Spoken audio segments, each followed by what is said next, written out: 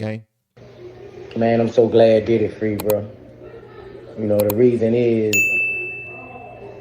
because I'm tired of seeing us black moguls get took down like that, bro. Like, and I'm tired of seeing us black people go against us black moguls like that.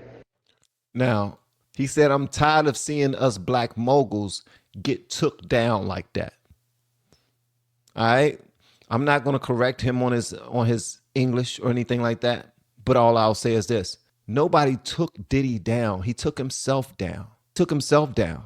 He the one that he put both feet and both hands, all of his money, his whole soul, his whole being into debauchery, into the dark side. And now he's being protected by the feds. All they wanted was all of the footage that he had so that they can blackmail whoever they want whenever they want it. That's it. This was never a trial to really bring down Diddy. Also, Boosie, bro, I mean, you are definitely a big time artist and everything. You're not a mogul. You're not a mogul, bro. We continue to give people passes and make up excuses. Nobody took Diddy down. Not the white man, not the black man, but listen to what he has to say. I'm interrupting too fast. Listen to what he has to say. I'm not going to interrupt no more. Go Yes, I am. against us black moguls like that. And I feel like if Diddy was a white man who done all this shit for people, you know, I know he ain't paid people, but if he done all this shit for hip hop, if he was white, they would have had so many white people out there protesting for this man losing his life behind a relationship, you know. And and people always Boosie was on Diddy's side. Nah, it ain't that. It's because I'm thinking about seven children. Y'all thinking about one person. I'm thinking about these 7 kids who been in my kids' position. Not knowing if your daddy gonna come home or not is a burden on the child. So all y'all was like, no, I'm thinking about them damn children, man. So man, I'm glad he free, bro. You know, like I've been said, I don't feel he was guilty of nothing. Now hold on. So he said that if he was a white man, he would have far more support. All the white people would have been in the streets, protesting for him and trying to make sure that he gets free. But also, he said that the children are the victims here, and it's not Diddy's fault. It definitely is. He put them in this situation, bro. He put them in this situation. I don't care how successful somebody is. I mean, is that how we look at criminality now? And if somebody is successful, we just supposed to turn a blind eye and just be like, okay, whatever. They committing crimes, but at least they made some hit records. They committed crimes, but they also produced Juicy by Biggie Smalls. They committed crimes, but they also discovered 112, Peaches and Cream. I mean, come on, bro. Like, I'm not trying to say that I'm above him or anything like that. I'm just saying, if you do the crime, you got to do the time. But wealthy people and people with connections and people who are being used by the feds, like Diddy, they get to skate. Only thing they got to do is just pay a fee. Let me go ahead and take care of you. Let me give you a couple of $1 million and I'm good. I can beat your ass on camera. We don't even need anybody to come to you to come to your defense or any of that. We don't need no witnesses. It's on camera. I can do whatever I want to do to you on camera. And then you can press charges and you can be a witness against me and I still get released. These things are weird, bro.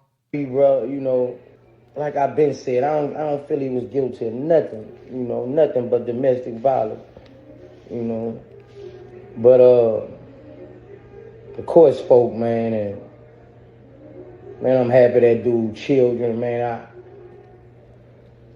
I know his feeling right now, bro. I'm just happy for them children, man. So, you know, did it sit your ass down somewhere. That's what you need to do. Grab Stevie J and your children and get. He said, grab Stevie J and your children and sit down somewhere. Stevie J is just one of the artists. He's also a music producer who produced for a lot of artists, Faith Evans, 112, Mary J, you name it. This dude has produced for anybody. I mean, for everybody. And he's one of the main guys that everyone was saying that Diddy was in a little secret relationship with. When it comes to his own relationships that he's in, paying men to have relations with his lady and all those things, he's into voyeurism. Okay, he's a freak. You can't really arrest him for being a freak. Some people will call him a cuck. I've heard white people use that word a lot. In the black community, we really don't use the word cuck. We don't use that word at all. As a matter of fact, I never used it ever until I started doing content creation, until I started doing political content creation. So that was like in the last couple of years. But those are the type of things he would do. He would pay male prostitutes to come over to whatever hotel that him and his lady were in. They will pose as a married couple, and he will pay the man to do whatever the woman wanted to do to her. And he would sit over in the corner somewhere in a chair and just watch. As a matter of fact, the same young lady that sued him, Cassie, for abuse and all these other things, she also had an opportunity to get out many times, to get away from him many times. But she admitted under oath that she didn't want any other women to take her spot. She also admitted when the male prostitute or stripper or whatever you want to call them, escort, because I think they go past escort once sex happens, unless that's all involved in the escort. My apologies for being green when it comes to escort, prostitution, all that other stuff. I know nothing about it. All right. I'm one of them guys that just won't pay for sex, period. Even if I was single, I'm not paying for no daggone sex. I won't even go to strip clubs because I got to give them money just to shake ass in my face. For what? What I'm going to give you money for that for? Huh? Not these hard millions that I done worked hard for. I'm not giving you money to shake your ass in my face. But apparently that's like playing pool to some people. That's like, shooting dice. That's like, going to the casino, and that's just fun to some people. It's just never been fun to me. But the same lady, she when he paid men to come do these things to her, she was getting all types of diseases. She was asking the men to pee on her. He had nothing to do with that. She just wanted to be peed on. I guess she figured if we're going to pay for it, we might as well get the gusto. Let's get the deluxe package. What comes with the deluxe package? What about the supreme package? Y'all got a VIP, and she got it all. All right. So he will pay for a man to come to the hotel, bust her down real quick. He will watch, and then she would go and she would take the man's excrements, the man's juices, after he's done, after he finishes on her, and she would go and rub them all over Diddy's nipples. These are the little nasty things they would do. Now, does this qualify for him to be guilty of a RICO? Nah, not at all. Not at all. The human trafficking, all of the witnesses that claim that they saw children inside of the mansion at all times of night, that wasn't their children. They were just, whose children are these?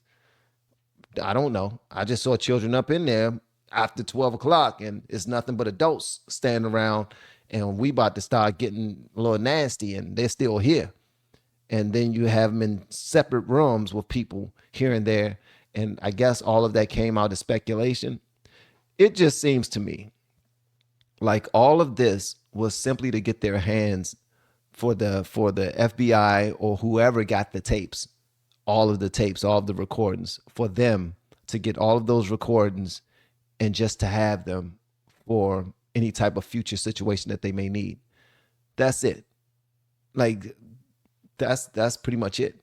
And I believe that he worked with the feds the same way that Jeff Epp also worked with the feds. In the same way, I don't believe that he's unalived. I think that he's still living too. Listen, don't take my word for it. You go and do your own research. We have been helping people grow online. It has been absolutely amazing. We have helped many content creators get from zero to monetization in under 30 days. We even have a couple of these superstars who did it in 1 or 2 weeks. If you want to learn how to do YouTube, I don't care your age, I don't care what skills or talents you have. Trust me, I can help you do it effortlessly. Just reach out to me with the word coach and we can get it done. One more thing. We have a YouTube course that I just now created. I'm extremely proud of, and a lot of people are getting so much from. Purchase that course and work with us. You can join our private Facebook group and our daily group calls, which is 3 to 5 days per week, and you can learn so much more than you've ever learned before. I can't wait to hear from you. Love you. Peace.